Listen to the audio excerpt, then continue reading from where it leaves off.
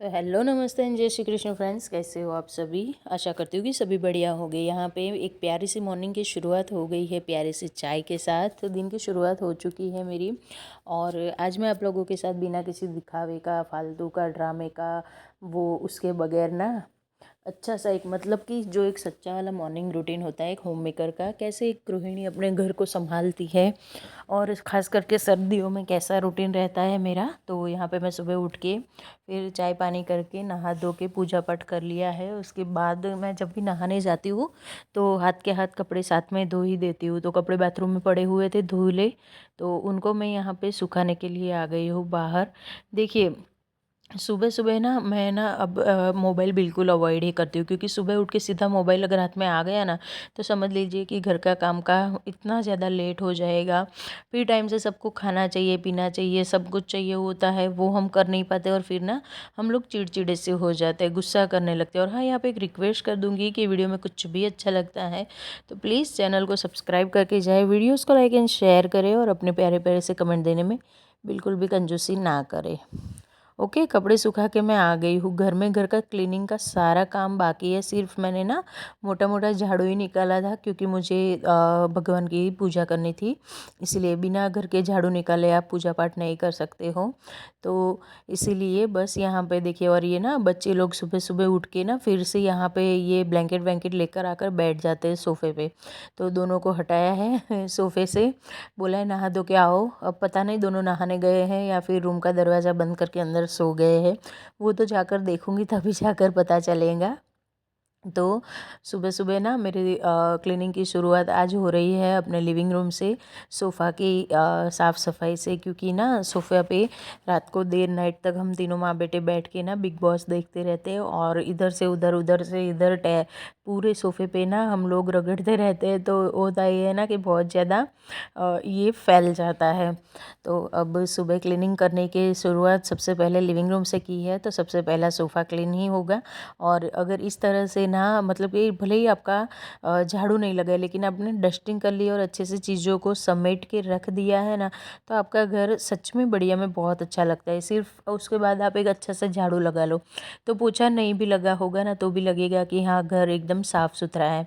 और सर्दियों में पता है सुबह जल्दी उठने का एक अलग ही मज़ा होता है। सुबह जल्दी उठ जाते हैं ना फटाफट टाइम से, तो एक तो देखिए सुबह सुबह जो कोहरा होता है, एक ठंडी ठंडी सी ताज़ी हवा। देखिए हम लोग ना ये भारत में रहते हैं और यहाँ पे हमारे यहाँ आधे से भी ज़्यादा साल मतलब कि 365 दिन में से मैं मुझे तो लगता है सिर्फ विंटर के ये 2 महीने नवंबर और दिसंबर और जनवरी में होती है थोड़ी सी ठंड, लेकिन इतनी नहीं होती।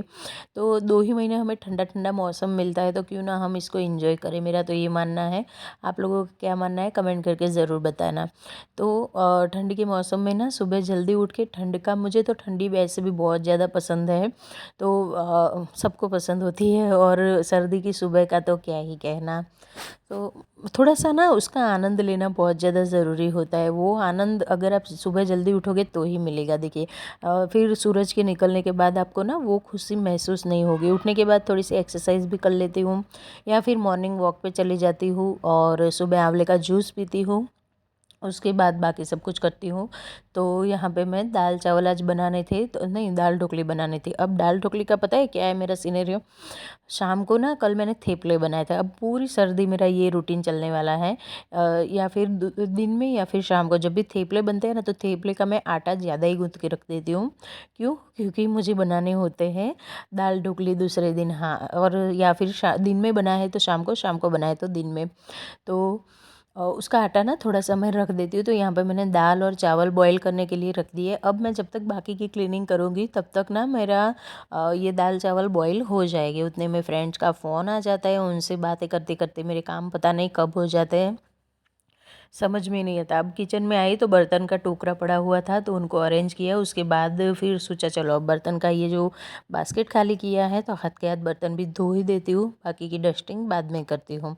जम के सफाई करनी है घर की आज मुझे। और जब भी ना सुबह जल्दी उठते हो ना तो आपके अंदर एक अलग लेवल की एनर्जी होती है, काम करने का ना एक अलग जुनून होता है। सच में मेरे साथ तो ये होता है, मैं जिस दिन सुबह ज़्यादा जल्दी उठ जाती हूँ ना रेगुलर डे से, तो उस दिन मुझ में और एनर्जी और काम करने की ना एक्साइटमेंट होती है कि चलो भाई फटाफट से टाइम के काम ख़त्म कर दो और मेरा क्या होता है पता है, देखिए 12 बजे तक या 1 बजे तक मुझे सारा काम निपटा देना होता है और उसके बाद 2 घंटे अपने फ़ोन की एडिटिंग में, सॉरी फ़ोन की नहीं, वीडियो की एडिटिंग में और इन सब में निकाल लगाने होते हैं।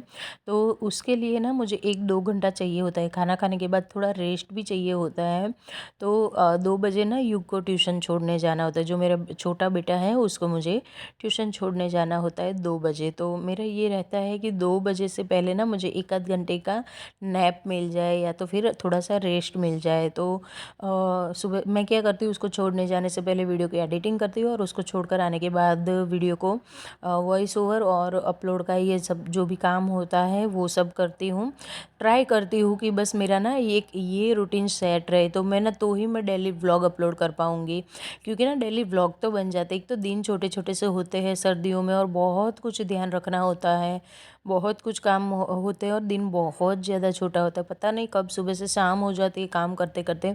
और इसके मुकाबले ना गर्मियों में ये बहुत अच्छा रहता है कि आपके पास टाइम ही टाइम रहता है। तो मैं ट्राई कर रही हूँ कि मैं रोज़ के रोज़ वीडियो अपलोड करूँ और उसके लिए ना मेरा रूटीन का सेट होना बहुत ज़्यादा ज़रूरी है।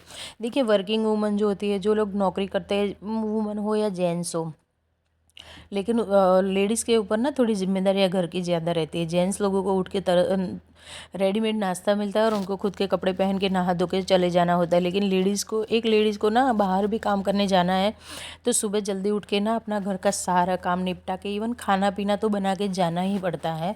तो वो लोग भी टाइम से जल्दी उठ के ना काम करके जाते, तो फिर हम क्यों नहीं कर सकते।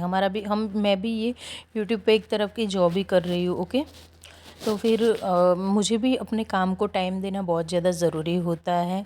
मैं ये समझती हूँ अपने कामों को ना बहुत ही पर्टिकुलरली और एक परफेक्ट ढंग से करना मुझे बहुत ज़्यादा पसंद है।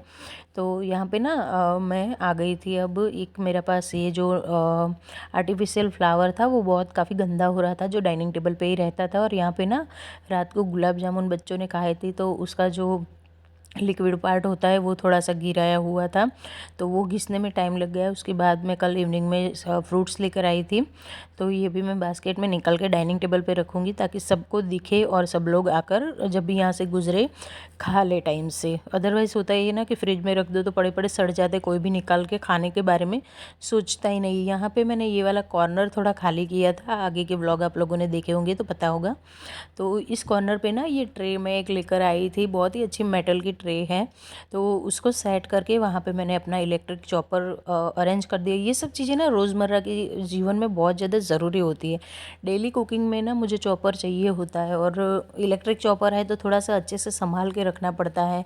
अगर हाथ से गिर गया या फिर कुछ और हो गया ना तो समझ लो वो गया।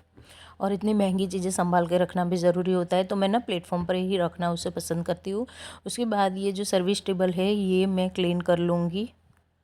तो यहाँ पे भी बहुत सारा सामान रहता है। देखिए किचन मेरा बड़ा है, इतना छोटा नहीं है, और सामान रखने की जगह भी बहुत अच्छे से हमने बनाई हुई है। लेकिन होता है ना कि हम लोग एक के बाद एक चीज़ें खरीदते जाते हैं, और कितना भी बड़ा किचन क्यों ना हो, एक टाइम पे ना हमें वो छोटा लगने लगता है। ऐसा लगता है कि हमारे पास कुछ चीज़ें ही नहीं हैं। तो अगर चीज़ों को ढंग से अरेंज करके रखेंगे तो हमारे पास बहुत सारी जगह भी हो जाएगी, और कितना भी सामान क्यों ना हो, अगर आप उसको पर्टिकुलर जगह पे और जिस तरह से आपका यूज़ है उस तरह से रखते हो, तो फिर छोटा भी किचन होगा तो भी जगह की कोई आपको प्रॉब्लम नहीं होगी। तो यहाँ पे सारा कुछ मैंने साफ़ सुथरा कर लिया है, बहुत सारी डस्टिंग की है, बहुत सारी जगहों को, कोनों को क्लीन किया है। सब कुछ तो वीडियो में दिखाना पॉसिबल नहीं है, जितना पॉसिबल हो पाता है उतना मैं आप लोगों के साथ शेयर करने की ज़रूर कोशिश करती हूँ। क्योंकि होता ही है ना कि हम लोग ना एक दूसरों को देख के ही कामों को करने के सीखते हैं, और कामों को करने में हमें मज़ा भी आता है कि चलो आज इसने इतना कर दिया, मैं भी करती हूँ। अगर ये कर सकती है तो मैं क्यों नहीं। मैं भी ये सोच के ही यहाँ तक पहुँच गई हूँ, किसी दिन बताऊँगी आप लोगों को। तो बस उसके बाद लग जाती है मेरी झाड़ू, बहुत सारी डस्टिंग हो गई है, काउंटर टॉप क्लीन हो गया है, खाना बन रहा है एक साइड से, नाश्ता पानी हमारा हो गया है, और सफाई भी साथ के साथ हो रही है। कपड़े भी मैंने सुखा दिया, आप देख सकते हो इतने से टाइम में 10 भी नहीं बजे थे अभी तक, और मेरा कितना सारा काम हो चुका है। तो उसके बाद ये जो पार्किंग का एरिया है, बाहर का मेरा जो आंगन है, ये भी काफ़ी बड़ा है यहाँ पे, और यहाँ पे टाइल्स लगी हुई है। तो आप देख सकते हो रोज़ पोछा लगाने के बावजूद भी यहाँ पे जहाँ पोछा नहीं लगा है वो एरिया कितना गंदा लग रहा है, क्योंकि टाइल्स भी ना पूरी वाइट, मतलब कि एकदम वाइट नहीं, ऑफ वाइट कलर की है। तो इसको भी डेली क्लीन करना बहुत ज़्यादा ज़रूरी है। बाद में यहाँ पे मैं झाड़ू लगा लिया था जहाँ कचरा बहुत ज़्यादा दिख रहा था। उसके बाद फिर आ जाते हैं खाना बनाने के लिए। दाल बॉईल हो गई थी, चावल भी मेरे रेडी हो गए थे। तो दाल बॉईल होने के बाद उसमें दाल में तड़का लगा लूँगी, और दाल ढोकली बनाने के लिए ना गुजराती दाल ही बनाती हूँ। और प्याज वाली दाल नहीं होती, लहसुन भी नहीं पड़ता, प्याज भी नहीं पड़ता, सिर्फ हरी मिर्च और टमाटर डाल के, हींग, राई, ज़ीरा, और अगर आपको पसंद है तो आप खड़े मसाले डालिए। आज मैंने नहीं डाले क्योंकि ना बच्चे चिल्लाते हैं कि मम्मा दाल ढोकली में ये जो खड़े मसाले आते हैं ना वो अच्छे नहीं लगते हैं, मुंह में आते हैं ना तो खाने का मज़ा बिगाड़ देते हैं। तो बच्चों की डिमांड को सुनते हुए आज मैंने खड़े मसाले नहीं डाले हैं। यहाँ पे बस नॉर्मल से जो बेसिक मसाले वो सब डाल के, बिना नींबू के मेरी कोई दाल नहीं बनती देखिए। चाहे वो तड़के वाली प्याज लहसुन वाली दाल हो या फिर सिर्फ गुजराती दाल हो। और गुजराती दाल तो होती ही खट्टी मीठी है, वो उसका तो बिना नींबू और बिना चीनी या तो फिर गुड़ के वो बन ही नहीं पाती है। तो बस बाद में मैंने इसमें दाल डाल दी, और इसमें ना पानी ज़्यादा पड़ता है क्योंकि ढोकली बनानी होती है, और जो ढोकली होती है वो आटे की होती है। यहाँ पे मेरे लिए ना बच्चों ने एक गुलाब जामुन बचा के रखा है, क्योंकि कल मेरी एकादशी का व्रत था तो मैंने नहीं खाया था गुलाब जामुन। उसके बाद ये जो आटा गूँथ के रखा हुआ है मेरा मसाला वाला, अगर आपके पास नहीं है तो आप ना थेपले का आटा भी ले सकते हो, 2 काम हो जाएगा। और मेथी तो खूब सारी आ रही है, सर्दियों का सीज़न है तो मेथी का खाना भी बनता है।